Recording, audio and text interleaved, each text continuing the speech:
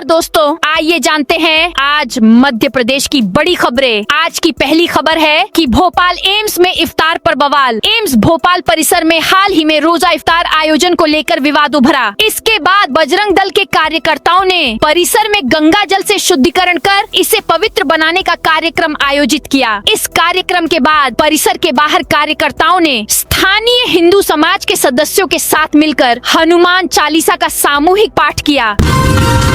Indore RTO को बम से उड़ाने की धमकी। मध्य प्रदेश के आर्थिक शहर इंदौर के आरटीओ कार्यालय को बम से उड़ाने की धमकी मिलने से सोमवार को पूरे परिसर में अफरा तफरी मच गई। ये धमकी विभाग के आधिकारिक मेल एड्रेस पर एक संदिग्ध ईमेल के जरिए दी गई है, जिसे देखकर आरटीओ प्रबंधन के अधिकारी कर्मचारियों के बीच हड़कंप मच गया। मामले को गंभीरता से लेते हुए तुरंत ही पुलिस को सूचना दी गई। एलपीजी गैस सिलेंडर वितरण की नई गाइडलाइन जारी। मध्य प्रदेश सरकार ने गैस सिलेंडरों के वितरण का कोटा तय कर दिया है। घरेलू उपभोक्ताओं को पहले की तरह 100% आपूर्ति मिलती रहेगी। वहीं शिक्षा और चिकित्सा क्षेत्रों को संबंधित जिले में उपलब्ध कमर्शियल गैस के कुल स्टॉक में से 30% आपूर्ति देने के निर्देश दिए गए हैं। सरकार का मानना है कि ऐसे में दोनों क्षेत्रों की जरूरत पूरी हो सकेगी।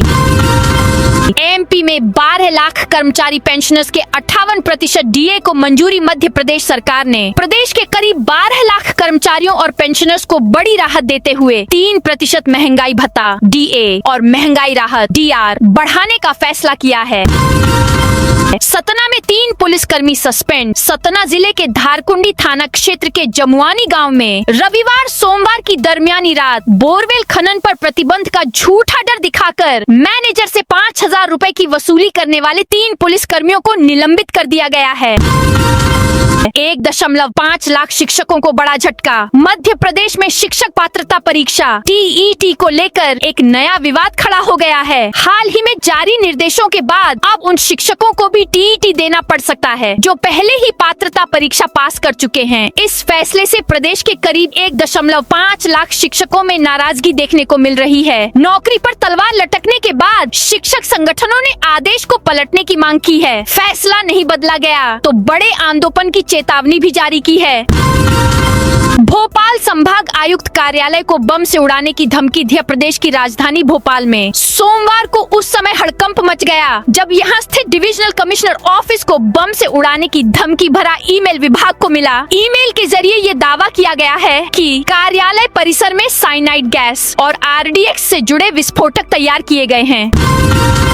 भोपाल में बछड़े को काट कर फेंकने वाले बेसुराग भोपाल के काली मंदिर के करीब मिले बछड़े के अवशेष के 4 सैंपल पुलिस ने लिए हैं। टीआई दीपक डेहरिया ने बताया कि फिलहाल सैंपल टेस्ट किस लैब में कराए जाएंगे, उन लैब के नाम का खुलासा नहीं किया जा सकता है। आज मंगलवार को पीएम रिपोर्ट मिलेगी, जिसके बाद आगे की कार्रवाई तय होगी। साथ ही आरोपियों की पहचान के लिए भोपाल जोन 3 पुलिस की 6 टीमें जुटी हैं।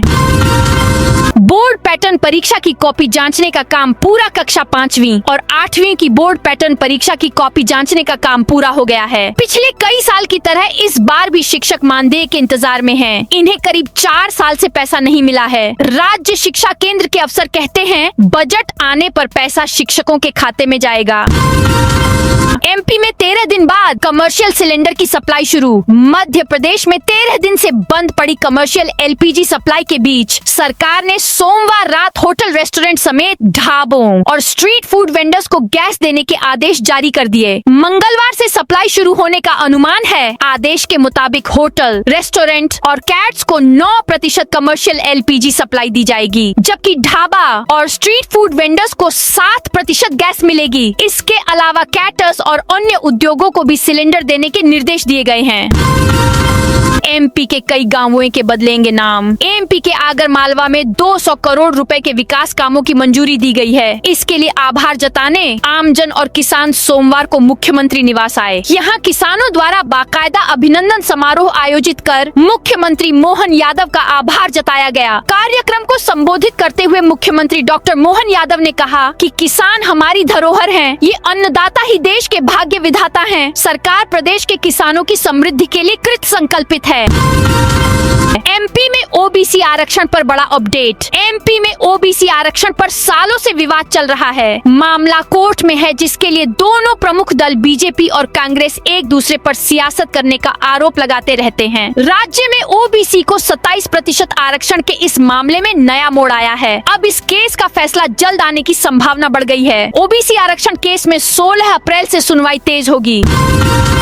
एमपी के शिक्षकों के लिए बुरी खबर। मध्य प्रदेश के शिक्षकों के लिए बुरी खबर सामने आ रही है। इस साल प्रदेश के सरकारी स्कूलों में कार्यरत शिक्षकों के लिए गर्मियों का समय राहत नहीं, बल्कि अतिरिक्त जिम्मेदारियों का द्वार बनने जा रहा है। मई और जून में प्रस्तावित विभिन्न परीक्षाओं और प्रशिक्षण कार्यक्रमों के कारण शिक्षकों को मिलने वाली पारंपरिक गर्मी की छुट्टियां इस बार नहीं मिलेंगी। इससे शिक्षकों के बीच असंतोष बढ़ता नजर आ रहा है।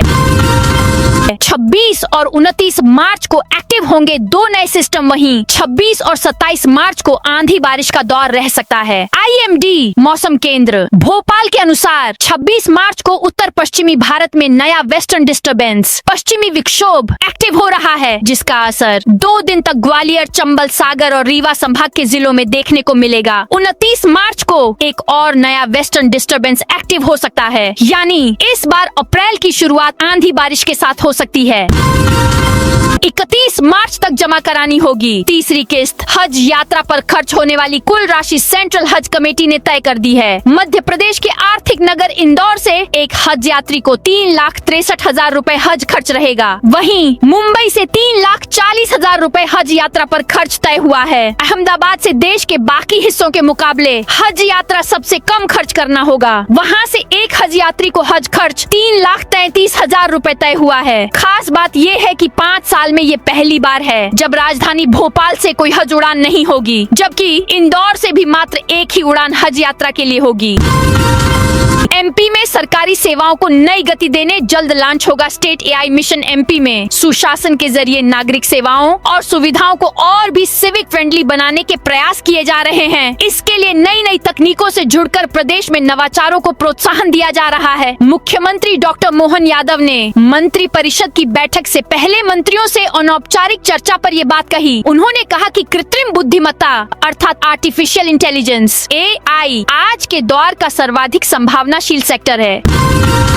किसान सम्मेलन में मिलेगी अनेक सौगातें। मुख्यमंत्री डॉक्टर मोहन यादव मंगलवार 24 मार्च को दतिया जिले का दौरा करेंगे। वे जिले के भांडेर में मंडी प्रांगण में किसान सम्मेलन में शामिल होंगे। कार्यक्रम में मुख्यमंत्री मोहन यादव दातिया जिले में 62 करोड़ से अधिक के विकास कार्यों का भूमि पूजन एवं लोकार्पण करेंगे। साथ ही विभिन्न विभागों की प्रदर्शनी का अवलोकन और शासन की विभिन्न जन कल्याणकारी योजनाओं का हित लाभ भी वितरित करेंगे। सीएम मोहन यादव कार्यक्रम में रतनगढ़ माता मंदिर के पास 33/11 केवी 5 MVA उपकेंद्र स्थापना कार्य का भूमि पूजन करेंगे। पंडोखर धाम के पास विश्राम गृह निर्माण कार्य एवं रामगढ़ माता मंदिर के पास विश्राम गृह निर्माण कार्यों का लोकार्पण करेंगे। भोपाल नगर निगम में 3,938 करोड़ से ज्यादा बजट पेश। मध्य प्रदेश की राजधानी भोपाल में नगर निगम परिषद की अहम बैठक आयोजित की गई। बैठक इसीलिए भी अहम थी क्योंकि इसमें शहर सरकार ने अपना सालाना वित्तीय वर्ष 2026 से 27 का बजट पेश किया। महापौर मालती राय ने लगातार चौथी बार भोपाल नगर निगम का बजट पेश किया। नगर निगम परिषद की बैठक में 2 प्रस्ताव पारित हुए। कंडम वाहनों को लेकर स्क्रैप पॉलिसी और पार्किंग का प्रस्ताव पास हुआ। वहीं सदन में गौकशी का मामला गरमाया रहा। बोत्सवाना से आए 9 चीते फिट कूनो नेशनल पार्क में प्रोजेक्ट चीता के चैप्टर 4 के तहत बोत्सवाना से लाए गए 9 चीतों को कूनो की आबोहवा रास आ रही है। वे यहाँ नए परिवेश में ढलते नजर आ रहे हैं। प्रोटोकॉल के अनुसार 30 दिन की तय क्वारंटीन अवधि में से लगभग 80% 3 हफ्ते से ज्यादा अवधि पूरी कर चुके हैं। इसी को लेकर पार्क प्रबंधन ने सोमवार को सफलता की कहानी का न्यूज़लेटर जारी किया।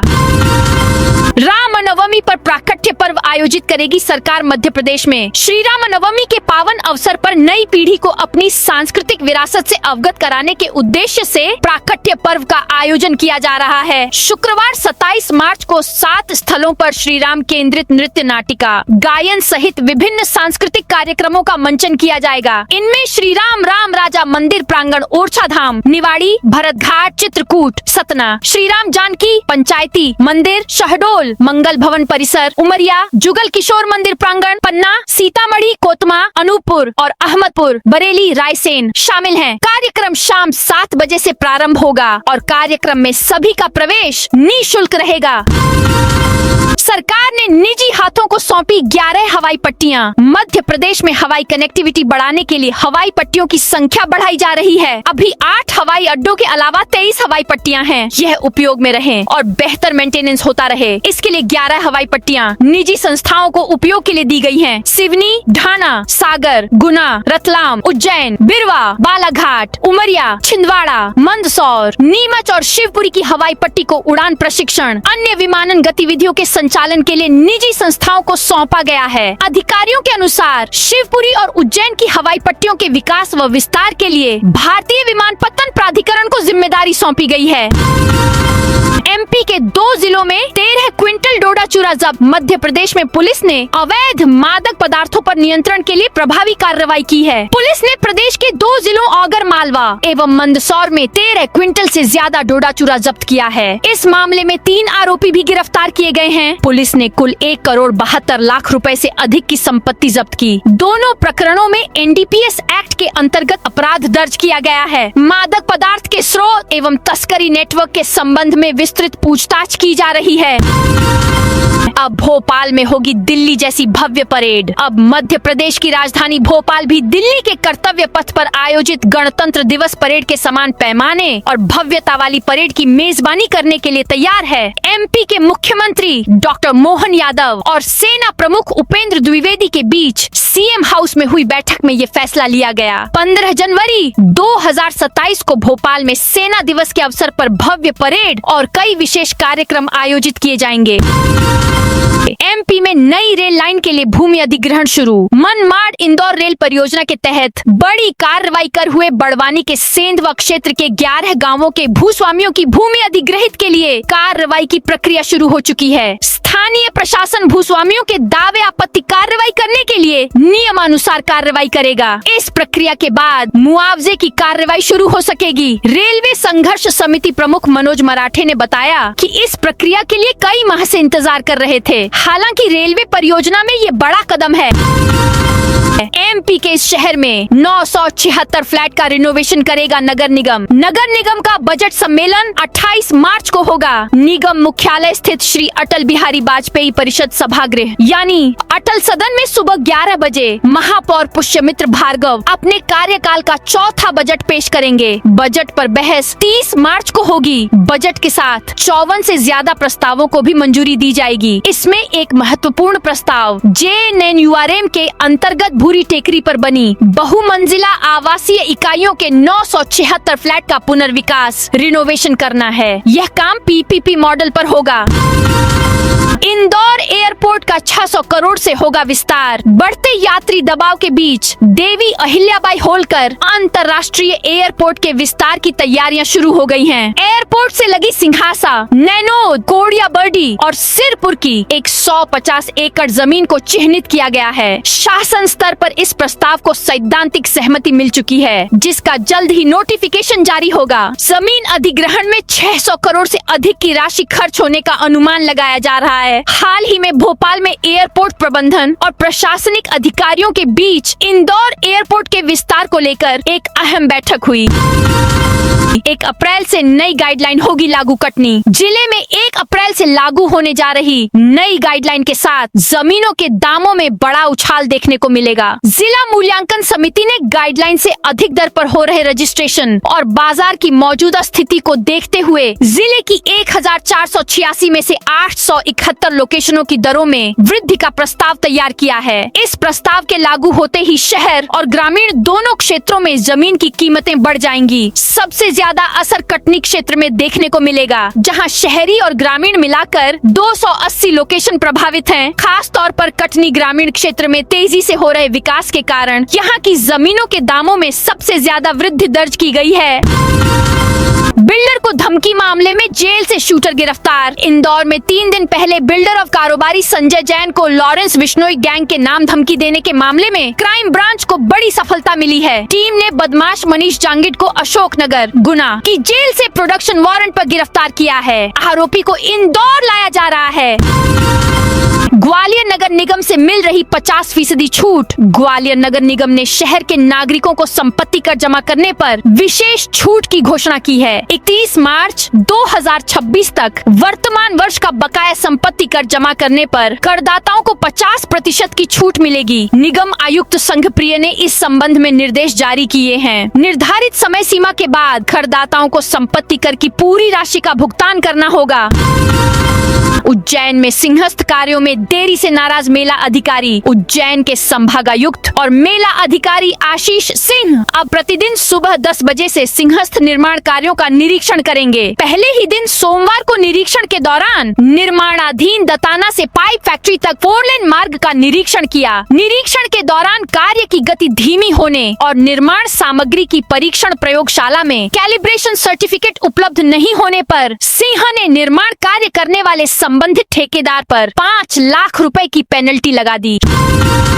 शराब दुकानों के लिए रिकॉर्ड 148 करोड़ की बोली लगी मंडला में। 2026 से 27 के लिए शराब दुकानों के ई टेंडर में 148 करोड़ रुपए से ज्यादा की रिकॉर्ड बोली लगी है। यह बोली पिछले साल की तुलना में करीब 52% अधिक है। जिले की 21 दुकानों को 7 समूहों में बांटकर यह प्रक्रिया पूरी की गई। महाकाल नीलकंठ द्वार के पास विकास प्राधिकरण का बुलडोजर चला। उज्जैन विकास प्राधिकरण यूडीए ने लीज नियमों का उल्लंघन करने पर महाकाल मंदिर से सटे बेगमबाग क्षेत्र में मंगलवार सुबह बड़ी कार्रवाई करते हुए 16 मकान, रेस्ट हाउस, होटल को तोड़ने की कार्रवाई शुरू की, जबकि एक स्कूल को भवन खाली करने के लिए 1 हफ्ते का समय दिया गया है। विरोध प्रदर्शन की आशंका के चलते कार्रवाई के दौरान भारी पुलिस बल तैनात रहा।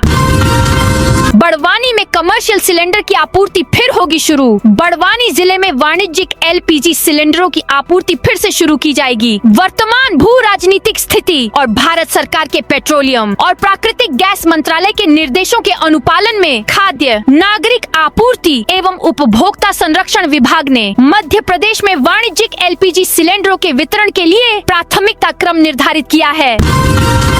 नीमच एसपी ने 2 थानों के टीआई बदले। नीमच पुलिस अधीक्षक अंकित जायसवाल ने सोमवार रात प्रशासनिक फेरबदल किया है। इस आदेश के तहत जिले के 2 थानों नीमच कैंट और मनासा के थाना प्रभारियों टीआई के कार्य क्षेत्र बदले गए हैं। यह बदलाव कानून व्यवस्था को सुदृढ़ करने के उद्देश्य से किया गया है। सीहोर के 258 गांवों में जल संकट की आशंका। सीहोर में बढ़ते पेयजल संकट के बीच कलेक्टर बालागुरु के निर्देश पर पेयजल परिरक्षण अधिनियम लागू किया गया है, जो 31 जुलाई तक प्रभावी रहेगा, ताकि गर्मी में पानी की उपलब्धता बनी रहे और अपव्यय रोका जा सके। भोपाल कनेक्शन वाले इंटरनेशनल रैकेट की जांच में नया खुलासा। विदेश में नौकरी का लालच देकर भारतीय युवाओं को म्यांमार के साइबर ठगी कैंपों तक पहुंचाने वाले अंतर्राष्ट्रीय रैकेट का चौंकाने वाला खुलासा हुआ है। राज्य साइबर पुलिस की जांच में सामने आया कि इन कैंपों में युवाओं से जबरन साइबर अपराध करवाया जाता था और उनकी रिहाई का भी सौदा तय होता था। भोपाल के आदमपुर खंती के प्रस्ताव पर नहीं बनी सहमति। आईएसबीटी कार्यालय में हुई निगम परिषद की बैठक में भी आदमपुर खंती के पुराने कचरे निपटान पर सहमति नहीं बन सकी। भाजपा और कांग्रेस दोनों ही दलों के पार्षदों ने इसका विरोध जताया। इससे पहले महापौर परिषद एमआईसी में भी 2 बार यह मुद्दा आया था, लेकिन वहां से भी इसे स्वीकृति नहीं दी गई थी। एमपी में प्रशासनिक फेरबदल। मध्य प्रदेश सरकार ने आगामी विधानसभा चुनावों के मद्देनजर प्रशासनिक स्तर पर एक महत्वपूर्ण फेरबदल किया है। सामान्य प्रशासन विभाग द्वारा जारी आदेश के अनुसार राज्य के 27 भारतीय प्रशासनिक सेवा आईएएस अधिकारियों को चुनाव प्रेक्षक के रूप में नियुक्त किया गया है। ये अधिकारी असम, केरल, तमिलनाडु, पश्चिम बंगाल और पुडुचेरी में होने वाले विधानसभा चुनाव 2026 में अपनी सेवाएं देंगे। 31 मार्च तक संपत्ति कर जमा करने पर 50% छूट। शहर के नागरिक 31 मार्च तक अपना बकाया संपत्ति कर जमा कर वर्तमान वर्ष की सिर्फ संपत्ति कर की राशि में 50% छूट का लाभ प्राप्त कर सकते हैं। अन्यथा 31 मार्च के बाद उन्हें संपत्ति कर दोगुना भरना पड़ेगा। इसके लिए सभी कर संग्रह क्षेत्र में जाकर नागरिकों को जानकारी दें और अधिक से अधिक संपत्ति कर जमा कराएं। इंदौर में मिलावटी दूध के खिलाफ बड़ा अभियान। आंध्र प्रदेश में मिलावटी दूध पीने से 16 लोगों की मौत हो गई है। इस घटना के बाद शहर में भी दूध डेयरी पर प्रशासन की सख्ती शुरू हो गई है। सोमवार को खाद्य सुरक्षा प्रशासन की टीम ने विभिन्न क्षेत्रों से 18 सैंपल लिए। टीम ने कार्रवाई करते हुए जोशी दूध दही भंडार, संविदनगर से दूध के 4 सैंपल, ओसवाल डेयरी, संविदनगर से दूध के 3 सैंपल और गणेश दूध दही भंडार, स्वामी विवेकानंद नगर से दूध के 3 सैंपल लिए गए। ओबीसी युवाओं को मिलेगी फ्री ट्रेनिंग। सेना, अर्धसैनिक बल, पुलिस, होमगार्ड और निजी सुरक्षा एजेंसियों में भर्ती के इच्छुक अन्य पिछड़ा वर्ग ओबीसी के 12वीं पास युवक युवतियों को सरकार प्रशिक्षण दिलाएगी। इसके लिए शौर्य संकल्प प्रशिक्षण योजना लागू होगी। इसमें प्रतिवर्ष 4000 युवक युवतियों को 45 दिन का प्रशिक्षण दिलाया जाएगा। यह पूरी तरह निःशुल्क रहेगा। यह निर्णय सोमवार को मंत्रालय में मुख्यमंत्री डॉक्टर मोहन यादव की अध्यक्षता में हुई राज्य कैबिनेट की बैठक में लिया गया। कमर्शियल एलपीजी सिलेंडर वितरण की नई गाइडलाइन। ग्वालियर कलेक्टर ने कमर्शियल एलपीजी सिलेंडरों के वितरण के लिए नई गाइडलाइन जारी की है। सिलेंडरों का आवंटन प्राथमिकता क्रम के आधार पर किया जाएगा। सबसे पहले कुल सिलेंडरों का 30% शैक्षणिक एवं चिकित्सा संस्थानों को दिया जाएगा, जहां इनकी आवश्यकता 100% मानी गई है। इसके बाद 35% सिलेंडर केंद्रीय सशस्त्र बल, पुलिस, जेल, सामाजिक न्याय विभाग, महिला एवं बाल विकास विभाग और अन्य सरकारी संस्थानों जैसी आवश्यक सेवाओं को आवंटित किए जाएंगे। तो दोस्तों, ये थी आज मध्य प्रदेश की बड़ी खबरें। आप इस वीडियो को कौन से जिले से देख रहे हैं, उस जिले का नाम जरूर बताइए।